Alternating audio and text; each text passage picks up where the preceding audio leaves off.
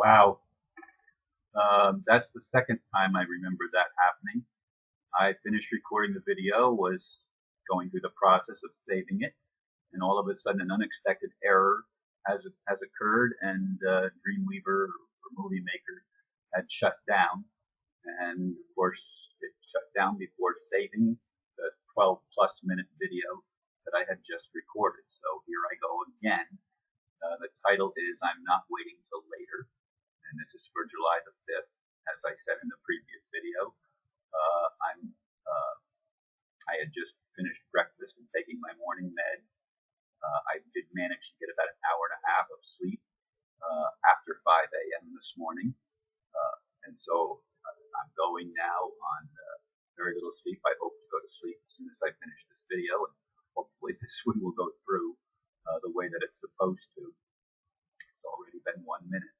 Anyway, I'm not waiting till later, and one of the things that I realized as I sat here thinking about it is that people on YouTube do not get the updates of the people on Facebook. In fact, the 2,000 plus things on my Facebook fan page, so called, they don't get the updates either. They get the videos, but they don't get all the comments. Only the 5,000, or it's not quite 5,000 right now, friends on my main Facebook page get the comments and everything else that are routine for the Facebook group, for the main Facebook group.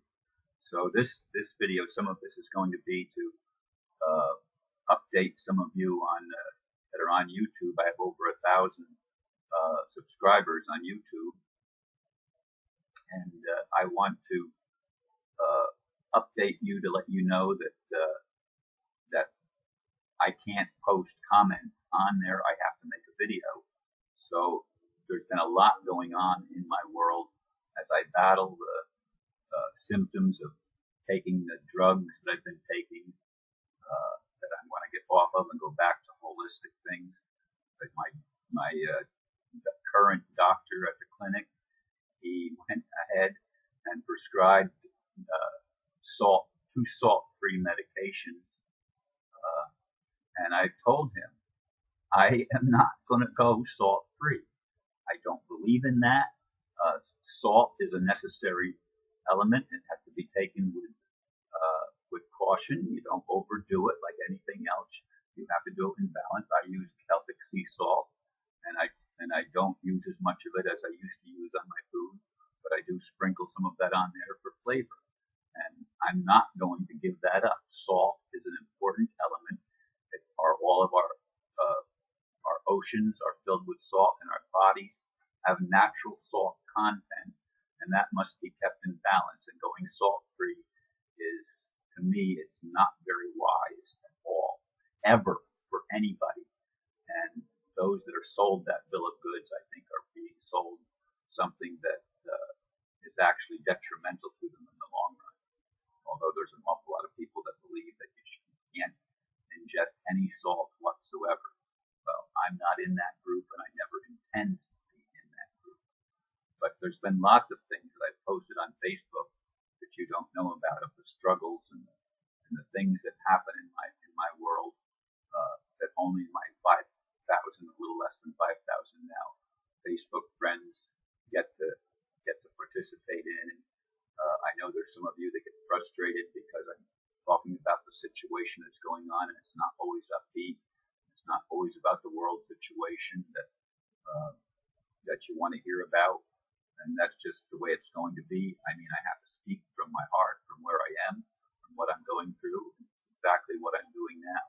I do have many challenges that I face. I want you to know that some of those challenges deal with my family. They've lived here for over a year and a half without giving me any financial support whatsoever. I recently asked for them to at least pay the electric bill, and they said that the most they could give was $100 a month on bills that are now running between $200 and $250 a month, and $100 a month. My daughter informed me will come out of what the food budget to feed the children. It won't come out of her 6-pack of beer, daily 6-pack of beer budget. and it's premium beer, not just Budweiser or some of the main brands. It's a what do you call it? It's one of those brands that's made. It's not even a brand. It's just a local shop, I guess, that makes its own, brews its own beer, and it's premium beer, and they pay a premium price for it. And she normally, as far as I know, drinks a 6-pack of that every day. Now, there's other issues that have come up with my family. I did talk about them somewhat in the previous video, but maybe it didn't work because I said a little bit too much. So I'm going to curtail what I'm saying, except to say that I've had about enough of my family living for free under my roof, and I don't want it to go on any further. I love my daughter. I love my grandkids. I love my son-in-law. They're good people, although my daughter has made some comments that have really torn me apart and cut to my soul. So I'm giving you some of this information up front so that you know some of the dynamics of what's going on in my world. In order to get better, I'm going to have to be able to get my house back, is one thing, and also to get on a routine that with food and everything else that sustains my body, and get off of the drugs and get onto the nutrients and vitamins and supplements that I have a whole box of them sitting there, but I'm not supposed to mix it with the medication. I want to get back on all of that and start doing this, taking the steps that are needed to heal. I need to start exercising much more than I've been able to. When I had my first open heart surgery, my fiance at the time, who was a cardiac nurse with over 20 years experience in the cardiac department, taking care of heart patients, she supported me completely as I went off of my medications and on totally holistic things, and we walked every non-rainy day. We would walk for a mile, 2 miles, sometimes longer, and that exercise routine helped me to heal, so that my open heart surgery, the first one, even though they did a lot of things wrong, as I look back in retrospect, I lasted over 12 years before I showed symptoms of a problem, which was February of this year, the first time that I saw a symptom that something was wrong, when I was so short of breath. But in any case, I managed to live for over 12 years without those symptoms, when most people that had the Ross procedure, it lasted 6 to 9 years, and mine lasted 12 years. So it did really well, and I'm still struggling with some of the symptoms from this current surgery, but at least they drained the fluid from my lungs and got me in better shape. First time I weighed over 230 pounds following the operation. This time I weighed under 180.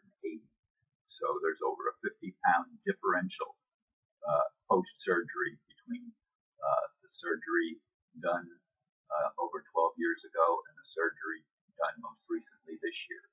I still have a ways to go as far as healing goes, and I can already see that this video is going to be shorter than the other videos, because I think I'm pretty much ready to wrap it and call it a video. It's went to 9 minutes. Anyway, thank you for listening to this, and may God bless each of you, and thank you for your prayers and support. And those of you that had to quit because I'm focused on where I am, well, all I can say is I'm sorry. That's all I know to do, is to speak the truth from my heart. So again, thanks for listening.